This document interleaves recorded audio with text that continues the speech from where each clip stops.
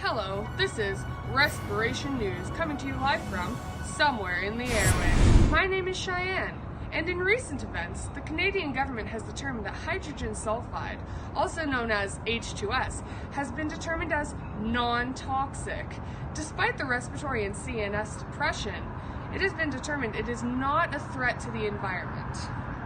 As a common byproduct of industrial or decaying organic matter, it is uncommon to see in urban areas.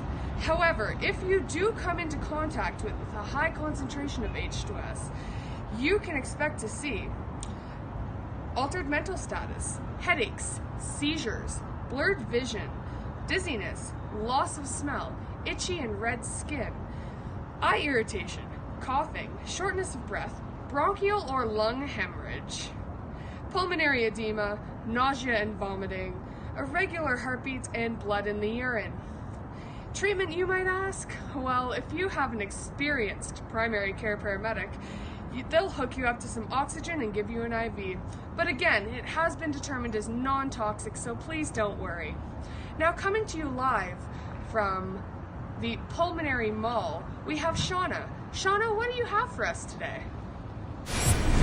Thanks, Cheyenne. This is Shauna. I'm here at the Pulmonary Mall parking garage, where just days ago, 2 people tragically died from carbon monoxide poisoning, and several more were treated for their symptoms.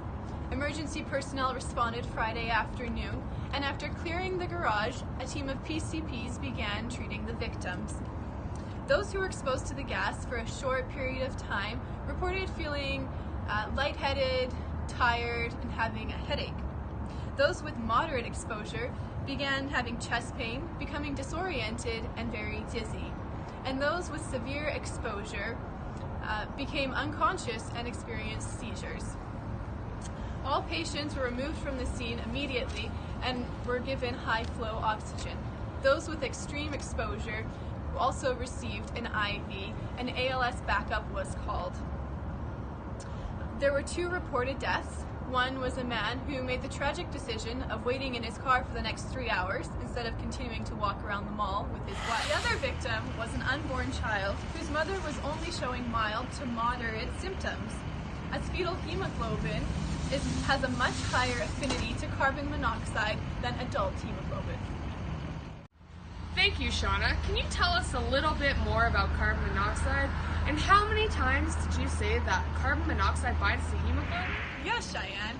Carbon monoxide poisoning is when you breathe in carbon monoxide, a gas that is given off in vehicle exhaust, improperly used fuel-burning appliances, and chimney flues. As you breathe in carbon monoxide, it binds to your hemoglobin, which is a protein in your blood that carries oxygen to your cells, necessary for proper organ function.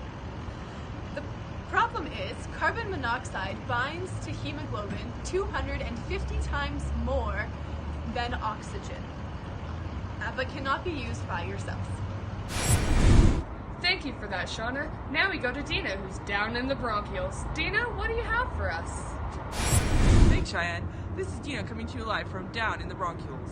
Earlier today, flames raged through a new development as huge clouds of smoke were seen coming from that area. This spread fears among the public, as they were worried that the huge clouds of smoke would cause cyanide poison to be produced. Cyanide prevents the cell's body from utilizing oxygen, which can ultimately lead to death. Acute exposure to cyanide can cause chest pain, increased heart rate, dizziness, nausea, vomiting, and abnormally rapid breathing, along with dilated pupils. PCPs on scene were treating patients by administering oxygen, providing water, and removing those to prevent prolonged exposure. Chronic exposure to cyanide is known to cause altered mental status, seizures, low blood pressure, and eventually cardiac arrest. When posed with the question as to why PCPs weren't providing more adequate care, they responded that the treatment given is what is within their scope of practice. And thank you for that, Dina. Now we hear a remarkable story from an amazing young girl who suffered from organophosphate poisoning. Stephanie, tell us your story. Good afternoon. I'm Stephanie reporting back to you after my encounter with organophosphate poisoning. And I'm feeling much better, but I thought I'd share my experience with everyone so they have more awareness on what exactly it is and how to avoid it. The other weekend, I was out in a farmer's field, taking photos, walking through the field, and not long after, I started noticing that my vision started going a little blurry and my eyes started watering, and I thought it might be allergies.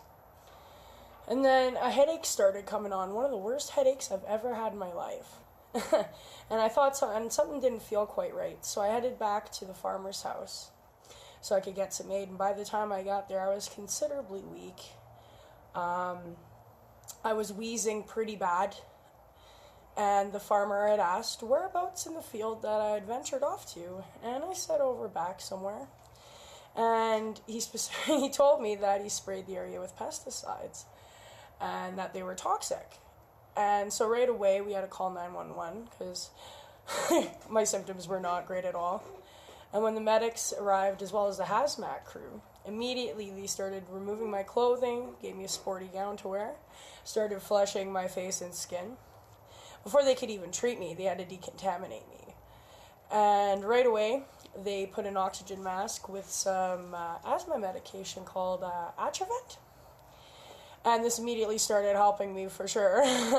And then the medics were explaining to me that I more than likely have organophosphate poisoning. I thought to myself, what's that? I've never had that in my life, nor have I ever heard of it. So the medic explained that organophosphates are found in most insecticides and pesticides. I'm very lucky to have such minimal exposure. He also said it's very toxic. As it enters the body, it binds to an enzyme called acetylcholinesterase, which is responsible for breaking down a neurotransmitter called acetylcholine. Acetylcholine transmits nerve impulses to other nerves and organs and glands. Sounds pretty critical to me. So since the acetylcholine can't be broken down, there's a buildup of it, and it causes overstimulation of the brain. It can lead to paralysis, seizures, and even death from respiratory failure. So I am quite grateful and quite lucky for having such a minimal exposure. And once I reached the hospital, I was kept overnight for observation. They made sure there was low long-term damage, and they administered an IV, normal saline, to make sure I'd flushed the toxins out of my body, and I was released the following morning. I'm definitely most certainly cautious before I'm wandering into a random field, but I also learned that household products such as Raid and Kill-X and a few other of these household chemicals here contain organophosphates, and they can also be found in flea and tick treatments for your pets. So I just thought I'd share this experience with you, so if you know if it's been applied in the area or if you are about to apply it, to be more cautious and considerate.